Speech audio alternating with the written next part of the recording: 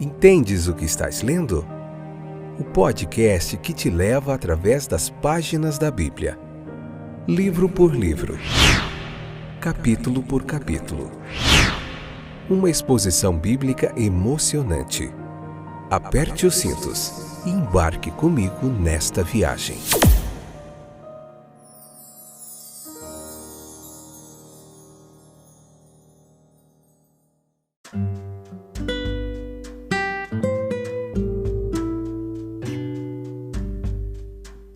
Olá, eu sou o Fábio, esse é mais um episódio do podcast Entendes o que estás lendo? Tudo bem com vocês, meus queridos companheiros de viagem através das páginas da Bíblia?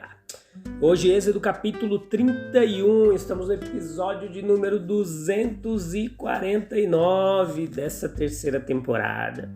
Vamos falar hoje de Bezalel e Aholiabe. Prepara o caderninho aí para você fazer as suas anotações, fica com o coração tranquilo, em paz.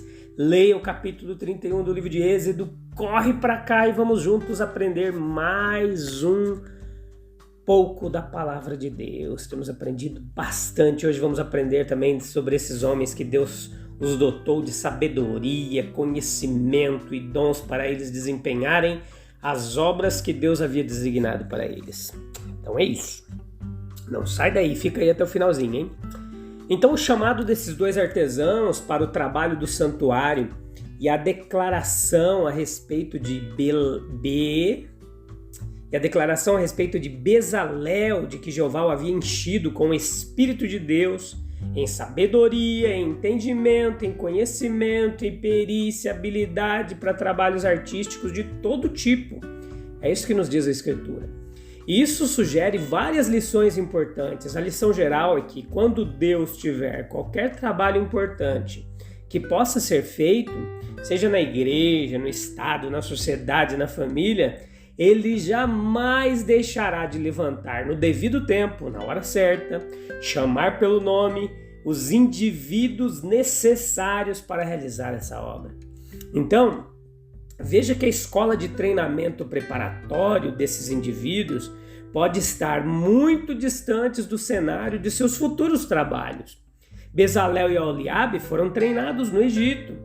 Os presidentes Lincoln e James Garfield, por exemplo, dos Estados Unidos, eles foram estadistas ali, presidentes americanos, e eles nasceram em cabanas de madeira, construídas por seus pais para casas de família. Ambos os dois eram pobres, como os mortais podem ser. Nenhum deles desfrutou das vantagens de escolas, de professores, de uma formação. Ambos trabalhavam em fazenda, cortavam lenha. Veja que todos os dons eles vêm de Deus, não simplesmente dons de intelecto, de oratória, de santidade, de entendimento espiritual, mas dons de todo tipo, do mais alto ao mais baixo. A graça, no caso de Bezalel, Aholiabe e seus companheiros artesãos, procedeu com base na dotação natural. A habilidade no artesanato é uma espécie de excelência mental e merece o nome de sabedoria. Também é de Deus, assim como todos os talentos naturais, como, por exemplo, dons de música, de pintura, de escultura, arquitetura, habilidades para fazer negócios, dom de liderança, o poder de pensar e fazer invenções, habilidade de um artífice. Os dons naturais, eles admitem expansão quando colocados sob a influência do Espírito de Deus. Os obreiros do tabernáculo, por exemplo, eles foram auxiliados de uma forma sobrenatural no trabalho que desempenharam. Nas palavras, nada menos do que isso, pode estar implícito ali nas palavras do versículo 3. Eu o enchi com o Espírito de Deus. Nos corações de todos os que são sábios de coração, por sabedoria, veja o que diz o versículo 6. A graça, ela ajuda o que já é natural. A regeneração é muitas vezes acompanhada por uma melhoria misteriosa e quase milagrosa nos poderes do conhecimento. Tanto que de um estado de imbecilidade impassível, uma pessoa pode ser vista se levantando e se apresentando como um argumentador agudo pela verdade. O que vale para o fortalecimento geral dos poderes, pode-se esperar que se aplique no particular. E a dedicação de si mesmo traz consigo a dedicação dos dons. Se um indivíduo dedica a Deus algum dom especial que ele possui, procurando, seja na igreja ou no cumprimento de um chamado comum em alguma área da sociedade que Deus possa tê-lo colocado, ele deve usá-lo para a glória de Deus e será o privilégio de Deus ajudá-lo, fortalecê-lo, purificá-lo e amplamente aprimorá-lo em suas operações e funções pelas influências da graça divina. Assim, o trabalho mais comum ele será melhor feito se for feito em um espírito de oração debaixo da direção de Deus. E assim é com os mais nobres serviços. A espiritualidade ela tem essa função de santificar o trabalho. Então veja que a Bíblia, por exemplo, é um livro de instrução sobre a dignidade do trabalho e não tem simpatia pela desprezível leviandade de alguém que possa, porventura, ver o trabalho como algo degradante. Isso também inclui o trabalho na obra de Deus. Vê na ocupação do mais humilde artesão o exercício de um dom divino. O homem bom, quer coma, quer beba ou faça qualquer outra coisa, deve fazer tudo para a glória de Deus. É isso que diz lá em 1 Coríntios, capítulo 10, versículo 31. Não se rebaixa por um outro qualquer chamado, mas transfigura o seu chamado em parte de seu serviço ao seu Criador. Veja que o pão da proposição sobre a mesa do santuário era um reconhecimento da santidade do trabalho. Tinha como um dos seus significados a dedicação a Deus do exercício, da vocação pela qual Israel ganhava o pão de cada dia. E assim o trabalho manual foi santificado a Deus na confecção do tabernáculo. Estava reservado ao cristianismo também dar a prova suprema da dignidade do trabalho, mostrando enobrecido e glorificado na pessoa do seu fundador. Por exemplo, os pais da igreja cristã, em contraste com os gregos e romanos que olhavam para os artesãos e os bárbaros com desdenhosa repugnância, como se eles fossem uma classe inferior, eles pregavam em seus tons mais nobres, os pais da igreja, o dever e a dignidade de todo o trabalho honroso. Os presbíteros ali, os líderes da igreja, mais orgulhosos, não tinham vergonha de cavar. Lembra que houve cristãos na história da igreja como Bento, que trabalhava 6 horas por dia com enxada, pá, e havia também um Becket que ajudava regularmente a colher nos campos. Os monges imediatamente praticaram o trabalho, enobreceram-no e protegeram-no. As cidades e as classes médias, elas cresceram sob o seu abrigo do laborare est orate, trabalhar e orar. Tornou-se o lema da vida cristã. O maior uso dos dons é dedicá-los ao serviço de Deus no trabalho de sua igreja. Transformados pela graça, empregados a serviço da igreja, os dons eles tornam-se graças. São o carismata, né? O carisma, dons, a graça, todo o trabalho, todos os dons, eles admitem ser assim dedicados. O artesanato ele pode trazer a sua homenagem a Deus, se não de forma mais elevada na construção de locais para seu culto, ou a arte pode trabalhar no adorno de um santuário. O serviço de louvor abre espaço para a utilização dos dons da música, vocal, instrumental. Existe a necessidade de cuidado para que a arte ministrando ao culto de Deus, domine a devoção, mas considerado em si mesmo a necessidade da introdução de um bom gosto e daquilo que é belo no serviço de Deus.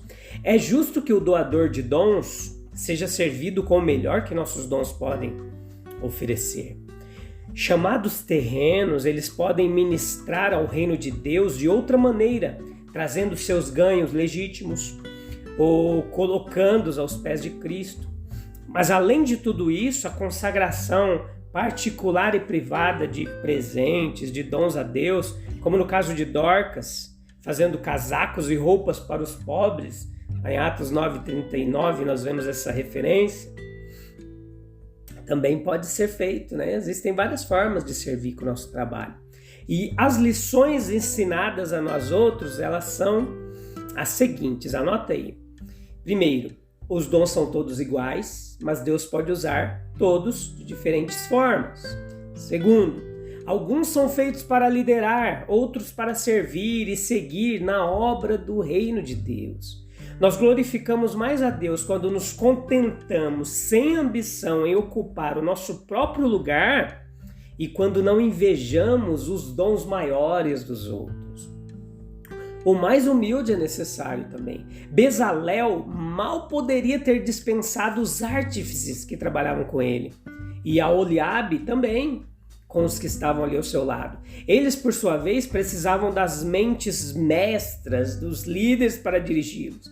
Não deve haver ciúmes entre os engajados na mesma obra, conforme 1 Coríntios 12. Veja que terceiro, a diversidade de dons dá origem à divisão do trabalho. Quarto, Bezalel e Aholiabe, embora de tribos diferentes, Judá e Dan, trabalharam juntos como amigos e não se opuseram como rivais. O que evitou o espírito de rivalidade foi o que? A consciência de que ambos estavam trabalhando em uma causa sagrada para a glória de Deus e não deles. E é esse sentimento de que estamos trabalhando para Cristo que contém todas as dissensões que ocorrem entre os cristãos. Veja depois uma referência no capítulo 31 aqui do versículo 12 ao 18 ao sábado. E se essa proibição de trabalhar no sábado foi introduzida, como provavelmente é, para que o povo em seu zelo pelo serviço do santuário não fosse tentado a infringir um dia santo. Então tem certos lados aqui muito óbvios de instrução que são voltados para nós mesmos. É aquele que nós não podemos deixar de ver, é que a grande honra que Deus coloca nesse dia separado para a santificação. É o único comando do decálogo ali, das 10 leis, ao qual se faz referência na conclusão desta série de instruções. Isso implica na sua grande importância e relevância. E mostra que também na estima de Deus, a observância ali do sábado, ele estava intimamente ligado aos melhores interesses de Israel. O sábado ali era declarado um sinal entre Deus e os israelitas. E havia essa responsabilidade de não trabalhar naquele dia. Há um tempo para trabalhar pelo Senhor e há um tempo para descansar. Os dois são parte do plano dele para o seu povo. Bezalel e Aholiabe, eles estavam construindo o tabernáculo. Sim, com certeza estavam. O santo tabernáculo, mas eles receberam instrução para não violar o Shabat, o sábado. O sábado foi dado apenas a Israel e não às nações gentias, como um sinal do relacionamento dele, especial, daquele povo com o Senhor. Como já observamos antes, num outro episódio, em lugar algum das Escrituras ordena-se o mandamento do sábado à igreja na Nova Aliança, pois a igreja honra o primeiro dia da semana, o dia do Senhor, o dia da ressurreição. Isso é que tem acontecido. O mesmo Espírito, ele se vê no ato deliberado de retirar-se das preocupações do mundo, com o intuito específico de descansar e de adorar a Deus pelo que Ele é, por Ele mesmo, e não pelas vantagens e lucros de alguma vida religiosa.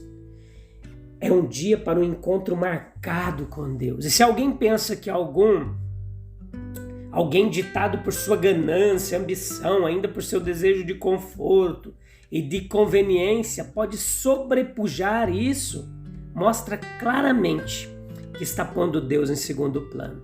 Então o sábado ele pertence à antiga criação ali, e o dia do Senhor pertence à nova criação. Na conclusão de todos esses mandamentos aqui, Deus deu a Moisés as 2 tábuas do testemunho, tábuas de pedra, e a referência que temos aqui é que elas foram escritas pelo próprio dedo de Deus. Isso tudo aqui é um símbolo da perpetuidade da lei e de sua falta de poder para regenerar. Ela não conseguia cumprir todo o propósito. Só em Cristo nós vemos a completude de tudo isso. Beleza? Eu te encontro no próximo episódio, nós estaremos vendo o capítulo 32, e aí ele já tem um pouquinho mais de assunto, nós precisaremos abordar em vários episódios, novamente voltaremos para 3, 4 episódios. Um abraço, fique com Deus, até breve.